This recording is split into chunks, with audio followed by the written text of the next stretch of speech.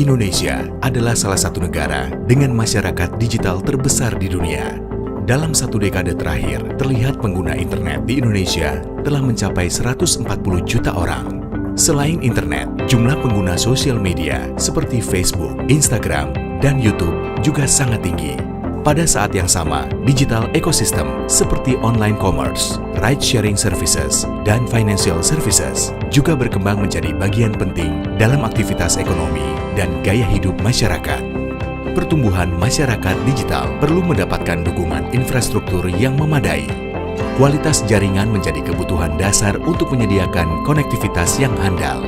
Konektivitas yang selama ini dinikmati masyarakat adalah salah satu bentuk layanan dari spektrum frekuensi radio.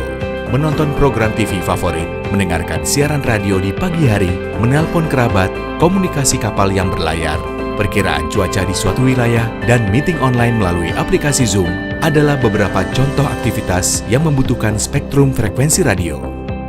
Spektrum frekuensi radio bisa dimanfaatkan untuk banyak hal, sehingga sangat bernilai ekonomis. Namun sayangnya, spektrum frekuensi radio merupakan sumber daya alam yang terbatas, sehingga diperlukan pengelolaan secara efisien dan efektif, khususnya untuk wilayah Indonesia yang luas dan berpulau. Di Indonesia, pengaturan dan pengelolaan spektrum frekuensi radio dilakukan oleh Direktorat Jenderal Sumber Daya dan Perangkat Pos dan Informatika, Kementerian Komunikasi dan Informatika.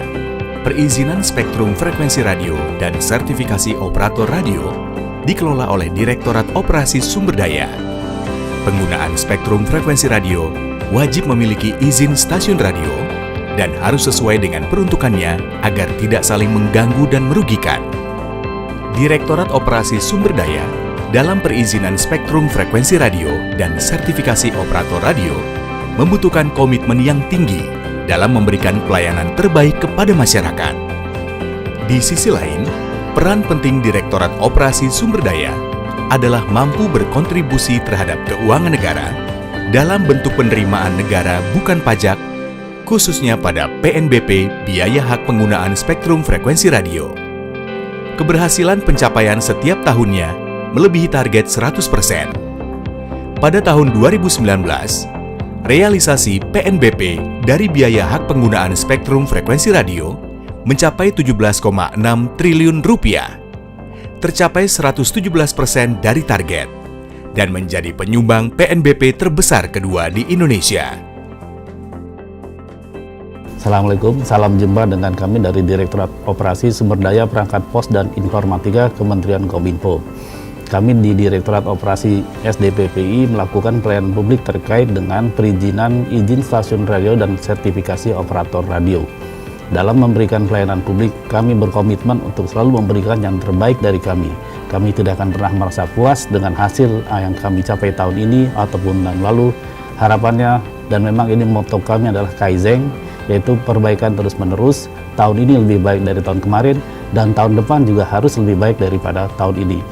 Tentu saja di atas semua itu, bukanlah tujuan kami adalah untuk kepuasan diri sendiri, tapi tujuan kami adalah kepuasan dari masyarakat yang kami layani. Dengan pelayanan publik yang baik, kami berharap ekonomi masyarakat juga dapat terus maju, tumbuh bersama, dan Indonesia menjadi semakin kuat. Terima kasih.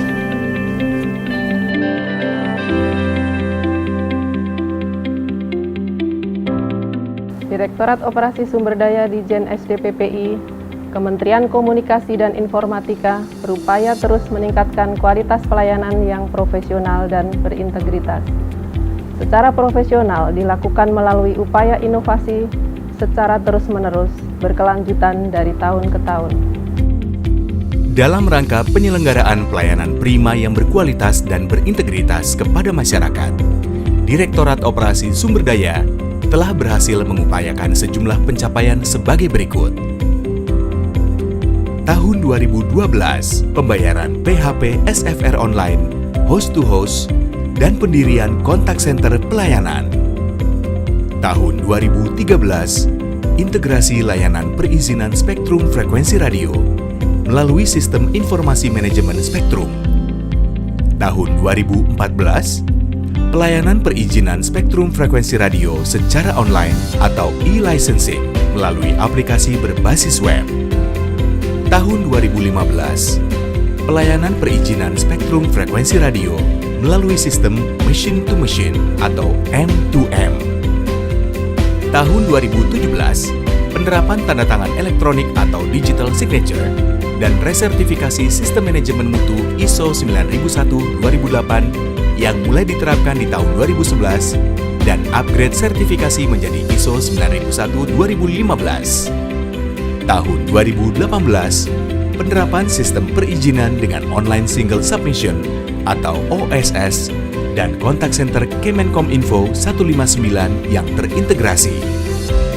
Tahun 2019, penerapan ujian negara sertifikasi operator radio berbasis Computer Assisted Test. Tahun 2020, peningkatan pelayanan publik melalui penyempurnaan regulasi untuk terus mendukung pelayanan publik yang mudah, cepat, dan akurat. Pembangunan zona integritas di Direktorat Operasi Sumber Daya mulai dicanangkan oleh Menteri Komunikasi dan Informatika pada tahun 2016 sebagai pilot project pembangunan zona integritas di lingkungan Kementerian Komunikasi dan Informatika.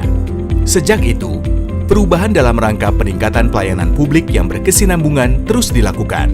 Atas upaya-upaya tersebut pada tahun 2019, Direktorat Operasi Sumber Daya berhasil mendapatkan predikat Wilayah Bebas dari Korupsi atau WBK. Setelah mendapatkan predikat Wilayah Bebas dari Korupsi, pada tahun 2020 ini, Direktorat Operasi Sumber Daya berkomitmen dan berupaya untuk menjadi unit kerja dengan predikat Wilayah Birokrasi Bersih dan Melayani atau WBBM. Kunci keberhasilan pembangunan zona integritas di Direktorat Operasi Sumber Daya adalah komitmen pimpinan dan seluruh pegawai dalam menerapkan pola pikir dan budaya kerja yang anti korupsi, program yang menyentuh masyarakat, inovasi yang berkelanjutan dalam rangka penyelenggaraan pelayanan publik yang mudah, cepat, akurat, dan transparan, monitoring dan evaluasi dalam pelaksanaan kinerja birokrasi dan pelayanan publik, serta manajemen media untuk mendorong dukungan para stakeholder terhadap pembangunan zona integritas di Direktorat Operasi Sumber Daya.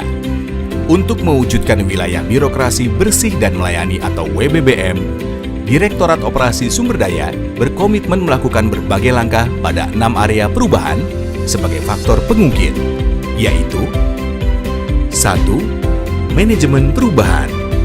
Keterlibatan seluruh pegawai di Direktorat Operasi Sumber Daya dalam pembangunan zona integritas yang berkelanjutan. Pimpinan di Direktorat Operasi Sumber Daya berperan sebagai role model dalam perubahan pola pikir dan budaya kerja. Role model pembangunan zona integritas kesatuan kerja lain di lingkungan Kemenkominfo, yaitu Direktorat Standarisasi Perangkat Pos dan Informatika, Balai Besar Pengujian Perangkat Telekomunikasi, 35 UPT Ditjen SDPPI, dan Museum Penerangan.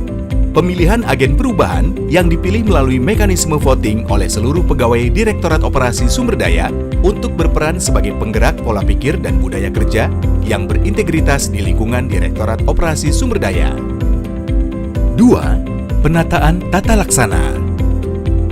Penerapan e-office, informasi SOP, evaluasi dan update informasi pelayanan melalui berbagai media, keterbukaan informasi publik terkait pelayanan publik mencakup update informasi pelayanan di 35 UPT Ditjen SDPPI di 35 wilayah provinsi di Indonesia dan peningkatan informasi di pusat pelayanan terpadu dan kontak center dalam upaya pencegahan pandemi COVID-19. 3. Penataan sistem manajemen SDM, penyetaraan jabatan fungsional tertentu atau JFT, dan perubahan subdirektorat menjadi kelompok kerja dengan adanya koordinator, subkoordinator, dan wakil subkoordinator untuk manajemen kinerja yang lebih terorganisir di era JFT.